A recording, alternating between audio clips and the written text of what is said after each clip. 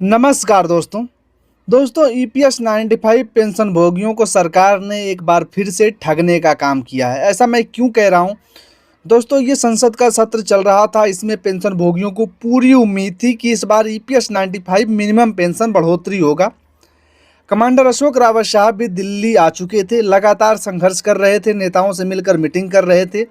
लेकिन जो हमने पहले कहा ना, ये गूंगी बहरी सरकार, ये सरकार पेंशन भोगी और पेंशन विरोधी रही है। ये सरकार ईपीएस 95 मिनिमम पेंशन तो छोड़िए, किसी भी आम तबका के लोगों को सही से पेंशन और या जीने खाने नहीं देने वाली है। अब देखिए ना, ईपीएस 95 पेंशन भोगी लगातार संघर्ष कर रहे थे, कितने लोगों से नहीं मिला, क्या कुछ नहीं किया।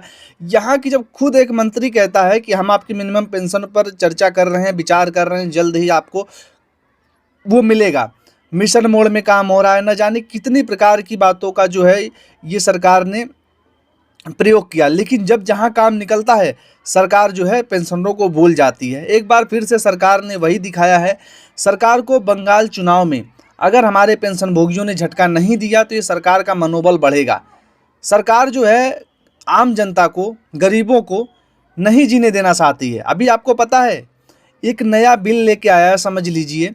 वहाँ पे अब जो है मंत्रियों की जो है वो जो संख्या थी ना, वो बढ़ने वाली है। जो कि अभी आपने देखा था, विजय कुमार बंधु जी जो है लगातार इस मुद्दे को उठा रहे हैं और इस पे वो लेकर के एक वीडियो भी आए हैं। वहाँ पे आप देखोगे 24% जो है भत्ता, 24% पेंशन जो है या उनकी जो सैलरी के हैं वो बढ़ जाता है। लेकिन पेंशन भोगियों की आज 14 वर्ष हो चुका, कितनी पेंशन जो है इस सरकार ने बढ़ाई है? कितने परसेंट हमारे पेंशन भोगियों की जो है पेंशन जो है वो बढ़ोतरी हुई है? क्या इनके पैसे नहीं बढ़े हैं? इन्होंने जहाँ पे इन्वेस्टमेंट किया था, क्या वहाँ पे रेट नहीं बढ़ा है? इतनी आज के समय में महंगाई बढ़ गई। अब देखो ना, रुपया कितना गिरता चला गया डॉलर के मुकाबले। अभी 54 से 55 रुपया, 94 से 95 रुपये तक गया था। न जाने, मुझे लग रहा है कुछ दिन में जो है ये 100 भी क्रॉस ही कर जाएगा। अब देखो ना, बताओ ना। अब देखो बांग्लादेश की करेंसी क्या है, यहाँ तो छोड़िए, अफगानिस्तान की करेंसी क्या है, उसका करेंसी का और डॉलर का मुकाबला करके एक बार देखो।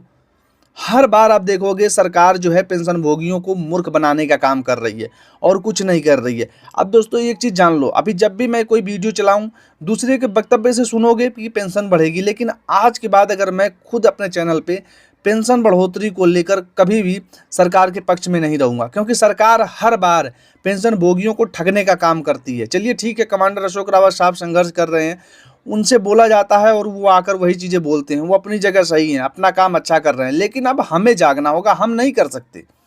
हम कैसे मान लें कि पेंशन भोगियों के दर्द को ये सरकार समझने वाली है? ये सरकार जो है अगर चाहती तो मिनिमम पेंशन अब तक बढ़ोतरी हो गया होता। आप रातों रात जो है अपने मंत्रियों की, नेताओं की, एमपी एमएलए की जो है बढ़ा सकते हो, भत्ता बढ़ा सकते हो, पेंशन बढ़ा सकते हो। अब आपको संसद में मंत्रियों की संख्या कम लगने लगी है, अब और आप मंत्री बनाओगे, नेता बनाओगे। इस चीज़ को लेकर के विजय कुमार बंधु जी ने साफ कहा है कि कहीं पे किसी ने धरना दिया नहीं दिया, लेकिन ये मांग आपको चाहिए, ये चीज़ें करनी है।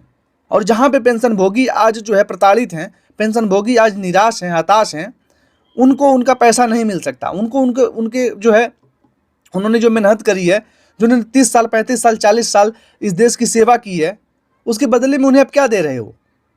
आज हमारे पेंशन भोगी जो है दर दर की ठोकरें खाने पे मजबूर हैं। ये कोई और किसी और की देन नहीं है, ये मौजूदा सरकार की देन है। अब सरकार को ही हमें दोष देना पड़ेगा। बहुत हो चुका, हम सरकार के पलड़े में जा करके बैठ जाएं, हेमा मालिनी जी से मुलाकात कर लें, क्या वो हमें पैसे दिला दे रही हैं? हमारे पेंशन भोगियों को पैसा मिल रहा है? आप किसी भी नेता मंत्री को छोड़ो, किसी भी नेता मंत्री के पास जाओगे तो वो आपको मिलेंगे ही, आपसे मुलाकात करेंगे, भगा नहीं देंगे। वही हाल हमारे पेंशन भोगियों के साथ में हो रहा है। ये मौजूदा सरकार जो है पेंशन भोगियों को ठगने पे लगी हुई है।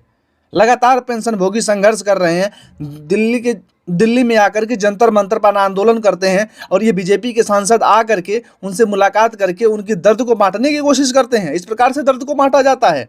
आप संसद में एक बार खुले तौर पर अपनी सरकार की आलोचना ना कर सको, आखिर इन पेंशन भोगियों का कसूर क्या है?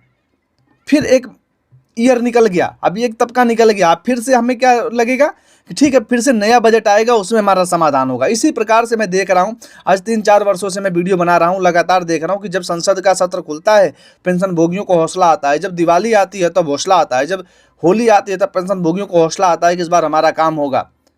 और हर बार पेंशन भोगी जाके धरना देते हैं, प्रदर्शन करते हैं। दिल्ली आकर आते हैं तो क्या पैसा नहीं लगता है? फ्री में आते हैं ट्रेन में। दिल्ली में आकर कितना बड़ा आंदोलन कर देना कोई छोटी बात नहीं है। और ये मौजूदा सरकार, पेंशन विरोधी सरकार, इसका क्या ही कहना है। हर बार ये पेंशन विरोधी सरकार रही है। सरकार नहीं चाहती कि पेंशन भोगियों का काम हो। इतनी प्रताड़ित सरकार हमने आज तक नहीं देखा। ये मौजूदा सरकार जो है पेंशन भोगियों को ठगने का काम कर रही है। ये सरकार पेंशन नहीं बढ़ाएगी।